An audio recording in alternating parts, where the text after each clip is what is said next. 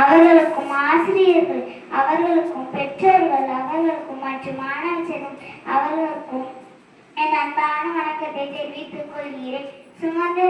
சுதந்திர தின பேச்சு நம் தாய்நாடான இந்தியா 200 ஆண்டு ஆங்கிலேயர்கள் ஆட்சிக்கு பிறகு 1947 ஆண்டு 15ஆம் தேதி அன்று சுதந்திரம் பெற்றது.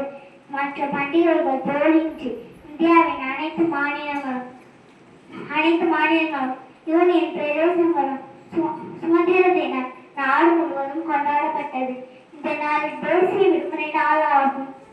மூவண்ண கொடியை ஏற்றி தேசிய இனம் பாடுவது நம் கொண்டாட்டத்தின் உச்சம்.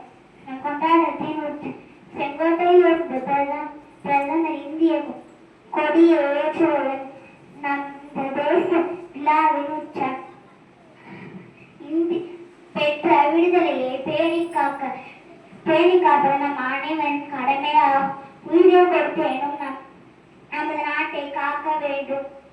அனைவருக்கும் இனிய சுதந்திர தின நல்வாழ்த்துக்கள். ஜெயஹிந்த். நன்றி, வணக்கம்.